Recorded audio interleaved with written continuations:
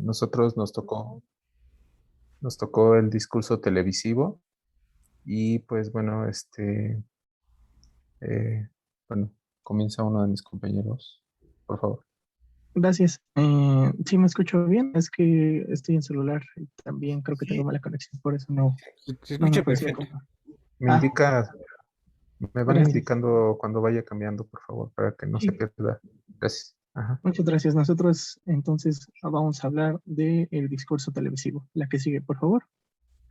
Empezamos hablando de el programa televisivo.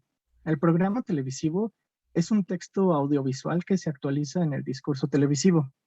Esto en emisiones delimitadas temporalmente. Sus contenidos se desarrollan en unidades menores, a las que también les podemos llamar segmentos. Estos están generalmente marcados por publicidad. Esto debido a, bueno, con base en condicionamientos y convencionalizaciones forjadas por rutinas de comportamiento cotidiano de cada comunidad, además de los intereses económicos y de mercado, y también por las épocas, acontecimientos en diferentes públicos y tecnologías. La siguiente, por favor.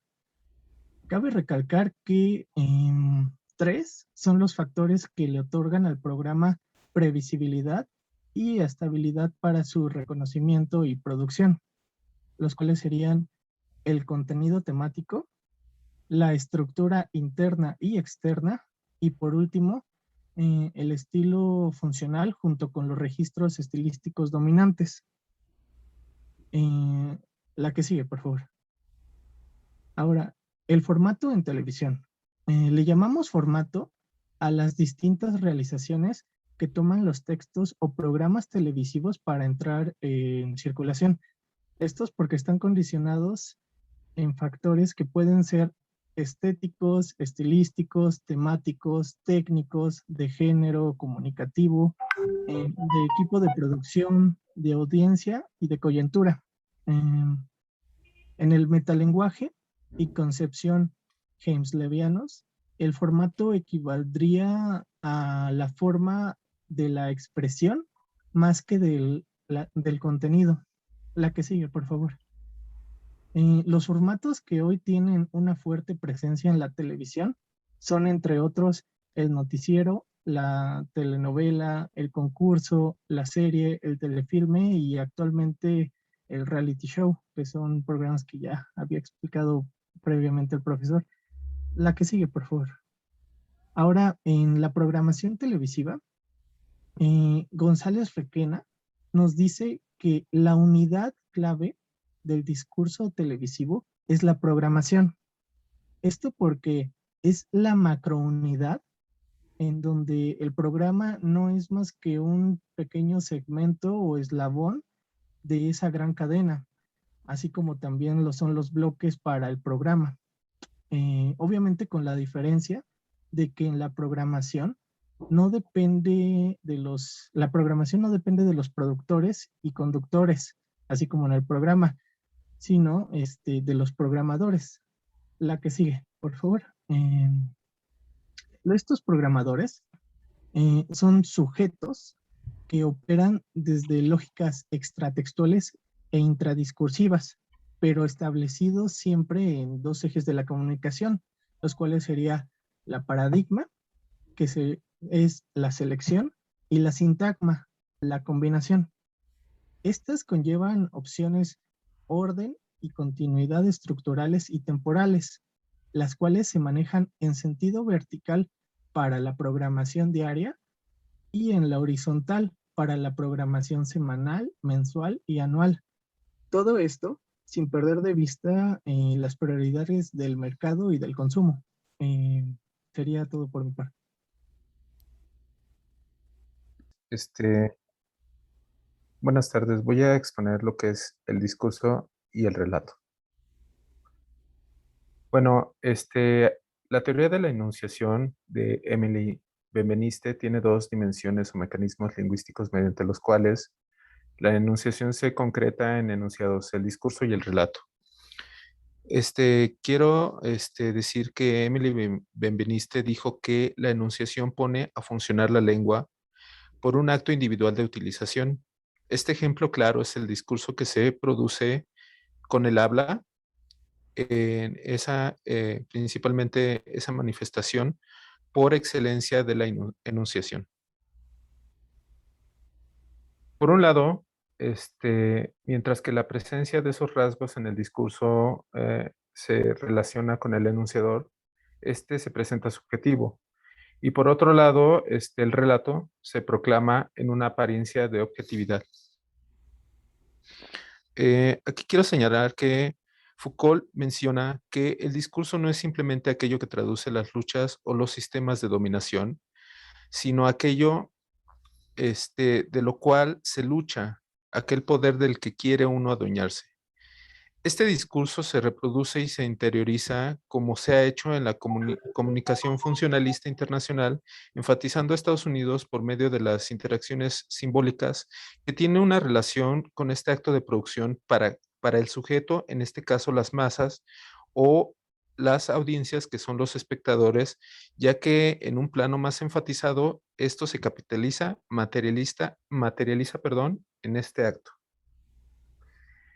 En los discursos o historias podemos distinguir que que está el concepto de Braille, de Braillage,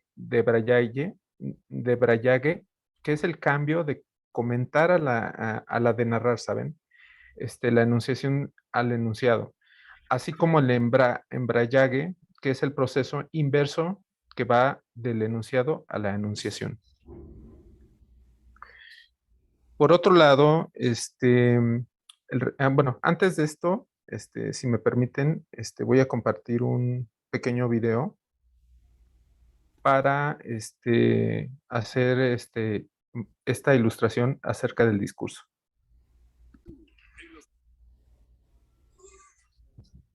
¿Qué tal, juventud comprensiva, alegre y amistosa? Bienvenidos a XEDU, su programa. ¿Te gusta la música? ¿Has escuchado los éxitos del momento? Pues este es el programa indicado. Chasco, ¿sabes qué? Ya logré que te den una oportunidad en Cancionísima. ¡Sentino! Tú vas a ser el encargado de interpretar las melodías. Si tú las cantas, no las va a identificar nadie y nos quedamos con los premios.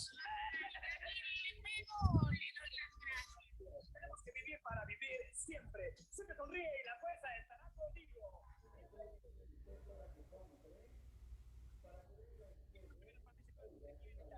Gracias, tiene música y mucha suerte.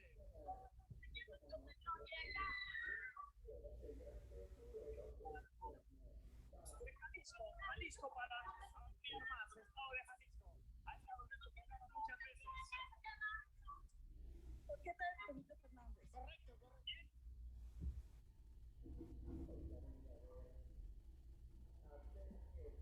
Dejen regresarla.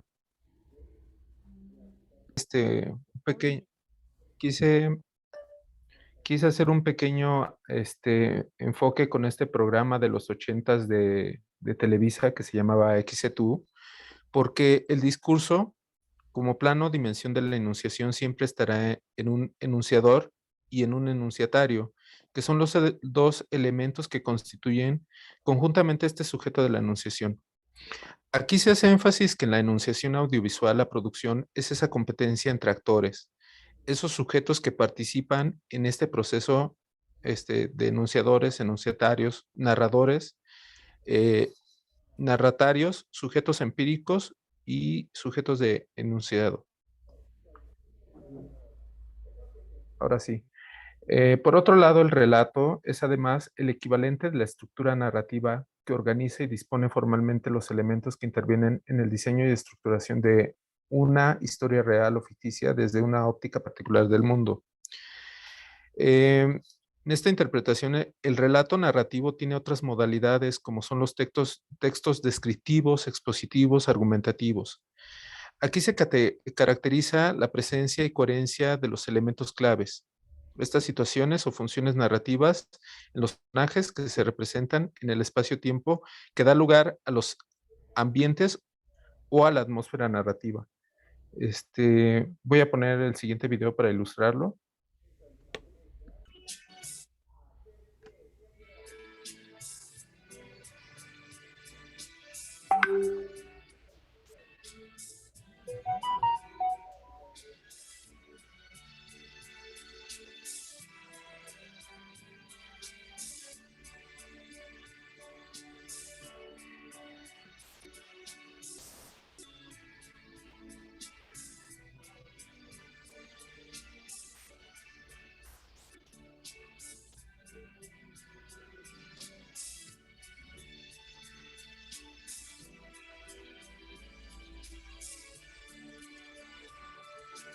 Disculpen, una pregunta. ¿Sí se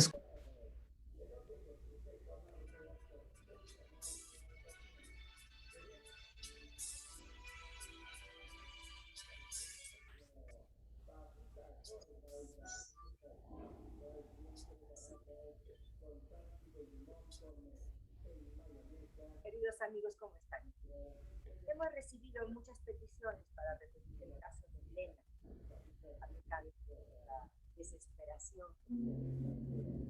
Cuando veremos pero tenemos otro caso, la salida pobre para todos, la salida que nos aleje de la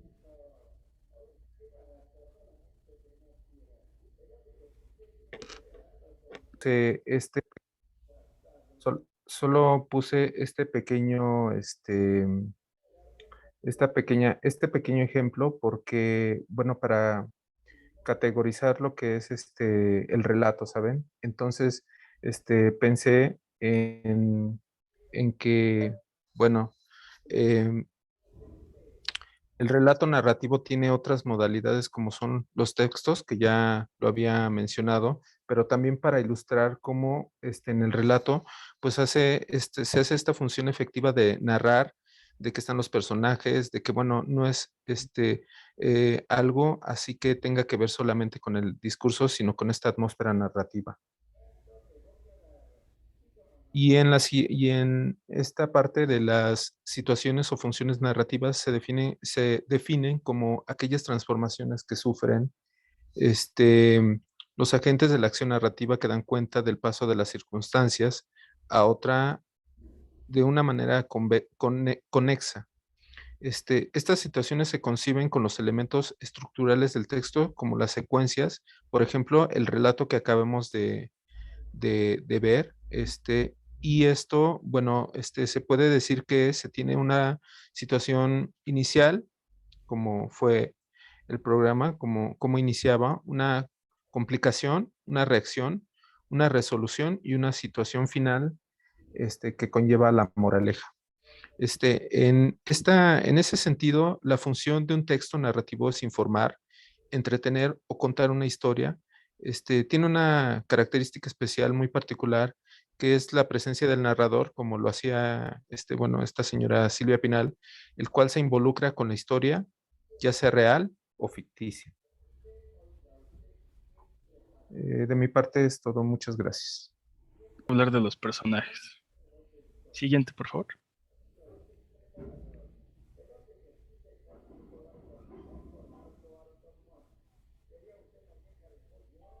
¿Le puedes cambiar, por favor? No, Sí. no quiere cambiar. Los personajes son otro componente fundamental del relato. Y podemos decir que nos encontramos con uno, cuando la representación de alguien o de algo se manifiesta como agente de una acción en un espacio-tiempo determinados, que también es capaz de encarnar ciertas características y funciones de orden psicológico, sociológico, simbólico, narrativo, discursivo y de otros órdenes. Siguiente, por favor. Bueno, creo que esa definición quedó bastante clara, pero usaremos el ejemplo de la película Piratas del Caribe, donde se nos presenta por primera vez al capitán Jack Sparrow. En la imagen 1 y 2 podemos ver al capitán Jack Sparrow parado en la punta de un mástil, por lo que podemos interpretar que está arriba de un barco bastante enorme, con una tripulación también grande, ¿no? Y está llegando a su destino pues de una forma bastante épica. En la tercera y cuarta imagen vemos todo lo contrario, siendo un barco bastante pequeño y que sobre todo pues está inundando. Estas características irían definiendo al personaje a lo largo de todas las películas, como un personaje bastante cómico y que algunas cosas no le salen bastante bien, pero que además pues las puede resolver con su ingenio, ¿no? Algo que también es bastante atrayente de este personaje. Siguiente, por favor. Ok. Anteriormente en la tragedia griega clásica, a los personajes no se les denominaba así, pues sino más bien se les llamaba actores. No sería hasta la llegada de la novela burguesa que se instaura el personaje como persona, y esto lo debemos entender que el personaje no es necesariamente una copia o calca de una persona que existe en la vida real, pues sino también debemos entender al personaje como un recurso o una construcción textual con representatividad que también generalmente es antropomórfica, pero pues no necesariamente. Aquí los personajes no tienen un cuerpo biológico, pese a que pueda parecer lo contrario, sino más bien son una abstracción o ficción, por lo que en este sentido los personajes son signos. Todos estos conceptos son rescatados desde la perspectiva de Roland Barthes. Y así como última definición del personaje, Jesús García Jiménez dice que el personaje es tanto una construcción del texto como una reconstrucción del lector, oyente o espectador. Siguiente, por favor. Ok, después vamos a hablar con el personaje en el modo actancial. J. Greimas propuso el modelo actancial y para entender la trascendencia narrativa del personaje. En este modelo considera el personaje como una entidad sintáctica y semántica, es decir, una opción estructural en donde un personaje se define y se caracteriza por la relación que guarda con los otros. Esto además con los ejes semánticos en los que se sustenta. En este modelo no se preocupa tanto por saber quiénes son los personajes, sino más bien el que hacen y pues de ahí su primera denominación que es la de actante. Aquí también debemos aclarar que el modelo actancial, en tanto el término personaje, pues ha ido siendo desplazado a conceptos o denominaciones un poco más complejas. Y pues principalmente se concretan en el actante y el actor. Siguiente, por favor. El actante es el que realiza o sufre el acto, independientemente de cualquier acción que se haya realizado. Podemos decir que representan la sintaxis o la gramática narrativa, es decir, que se conecta con las funciones o situaciones propias.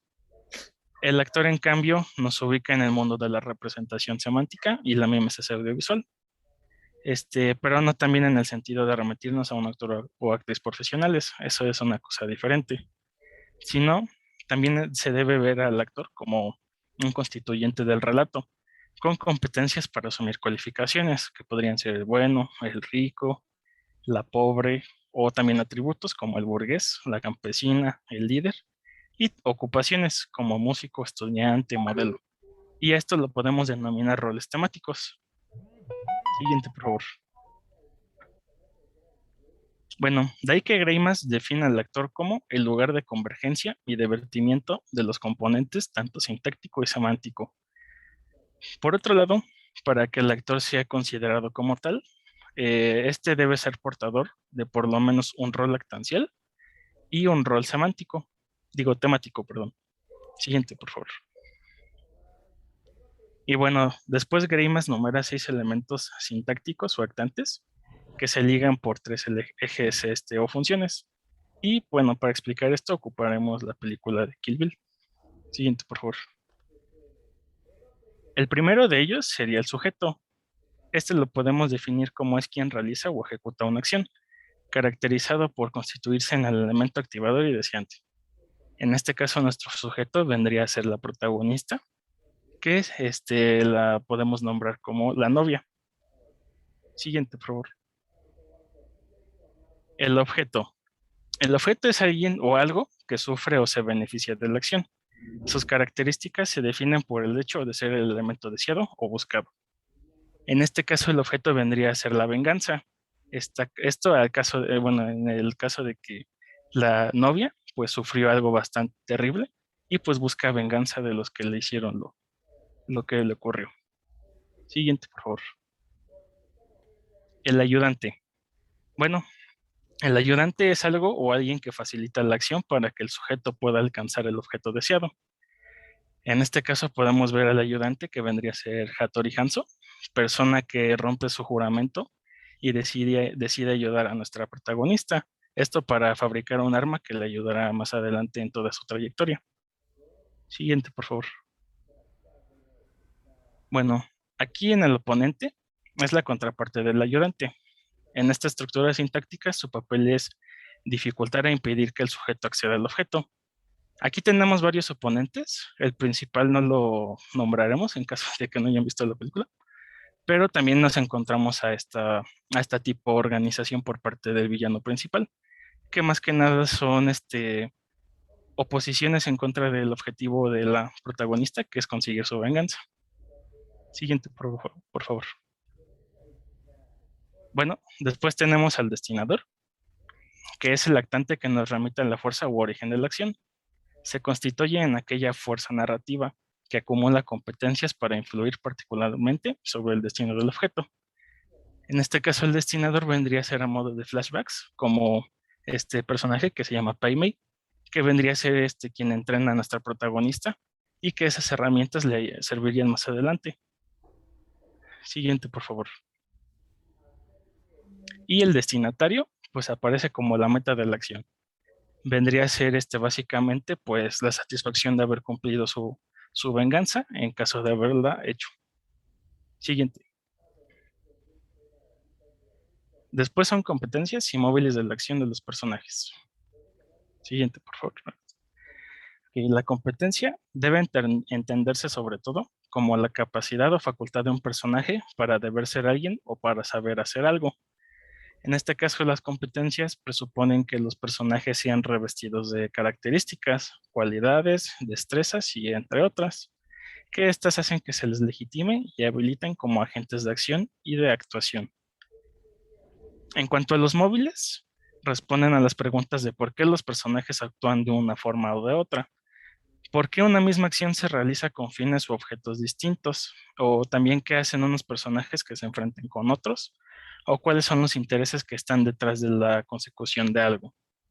Por lo que Claude Bermond plantea 3 móviles de la acción de los personajes. Siguiente, por favor. El primero de ellos serían los móviles hedónicos, que son los que responden a la búsqueda del goce o del placer. El segundo serían los móviles éticos, que son elementos conscientes o acciones, más bien, acciones conscientes de lo que se debe hacer. Y los móviles pragmáticos, que son aquellas acciones que se realizan para beneficio propio o por necesidad. Todo esto para sacar provecho de una situación. Siguiente, por favor. Los ambientes. Ya como última parte de mi exposición sería los ambientes, que son el tercer gran elemento del relato y que los podemos definir como la atmósfera narrativa en la cual interaccionan y se mueven los personajes. Esta atmósfera implica, entre otras cosas, componentes y dimensiones espaciales, también temporales y de sonorización, como la música, también de iluminación, cromática y entre muchas otras. Y bueno, dejamos ahora que termine mi compañero. Hola, buenas noches. Yo les voy a hablar sobre la historia narrativa. Generalmente se le define como el significado o el contenido narrativo. Según Jesús García, la historia narrativa es el conjunto de acontecimientos ordenados temporal y espacialmente en sus relaciones con los actores que lo causan o lo padecen. Siguiente, por favor. La narración es el acto narrativo, productor y por extensión, el conjunto de situación que relata, ya sea real o ficticio, o en otras palabras, es una visión que implica, por una parte, dar cuenta de las estrechas relaciones entre enunciado y enunciación y la consecuente presencia de agentes enunciadores, y por otra, comprender la importancia del acto de narrar, de las circunstancias en las cuales se producen dichos actos, qué instancias narrativas intervienen para que la enunciación se produzca y de esta forma se concreten en enunciados o textos narrativos. La que sigue, por favor.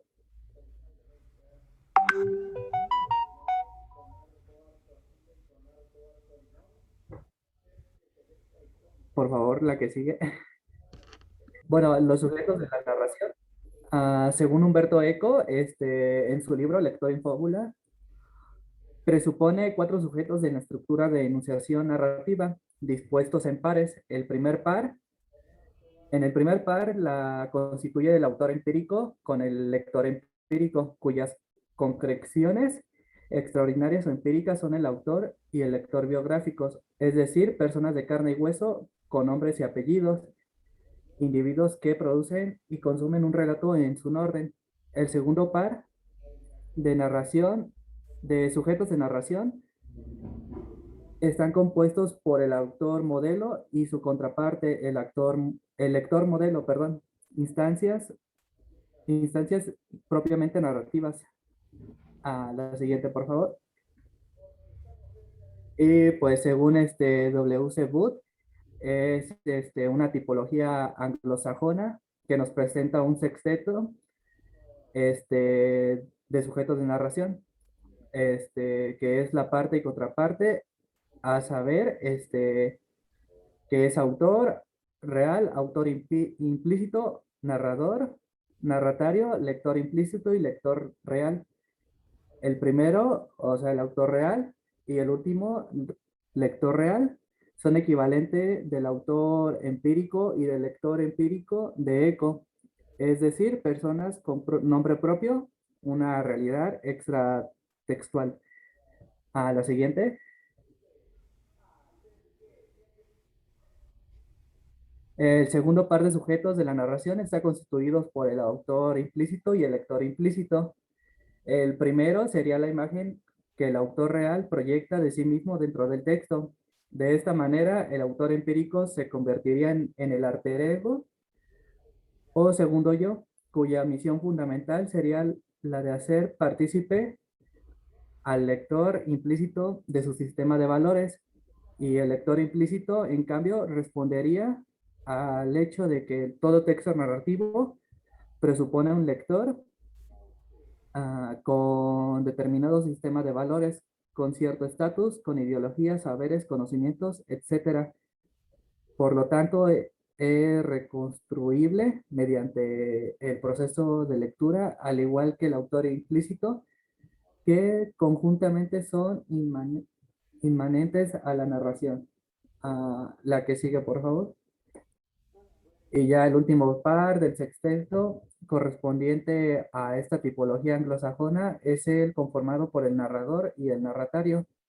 Según esa percepción, el narrador se nos presenta como el procedimiento que asume el autor real para convertirse en un locutor y responsable de la narración. Siguiente, por favor. Ya por último tenemos la focalización, focalizador y narrador. La comprensión de esa realidad parte de la premisa de que la narración solo es factible gracias a una instancia o agente narrativo al que se ha convenido denominarlo narrador, que como quedó explicado es una categoría intratextual y ficticia capaz de organizar relatos. El relato es el sujeto ejecutor de la enunciación narrativa y como tal con criterios y competencias para presentar y estructurar los acontecimientos y demás elementos de esta dimensión de la enunciación, desde perspectivas, ángulos o puntos de vista específicos, atribución y categoría narrativa, a la cual se la ha llamado focalización. Creo que nada más me falta una, la que sigue, por favor.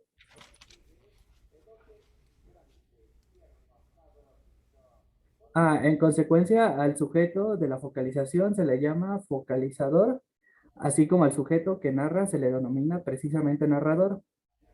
Pero el focalizador, que es algo así como una función delegada por el narrador, no debe ser confundido con este, a pesar de su cercanía. La definición que nos propone Jesús García Jiménez, la estimamos que clarifica con el panorama que es el focalizador, determina el relato, en el relato centro de orientación, el centro de interés, la elección de contenido entre los materiales posibles, el ángulo de visión, el enfoque y el modo de presentación. En los planos perceptivo, psíquico, verbal, espacial y temporal, el narrador es responsable de la narración y el focalizador lo es de la perspectiva narrativa. Y pues creo que aquí cerramos con la exposición. Muchas gracias. No, mire, me falta una. De esta manera, dependiendo de cuál sea el enfoque o de modo de presentación de las diferentes realidades narrativas, se puede hablar al menos de dos tipos de focalización, interna y externa. La interna es interna si el focalizador se integra al personaje narrador de la historia, y cuando el focalizador opera fuera de la historia narrativa, como un agente anónimo se le denomina focalización externa. Ahora sí creo que ya, a ver, Sí, ya. ya. Ok, pues finalizamos esta exposición. Muchas gracias. Muchas gracias.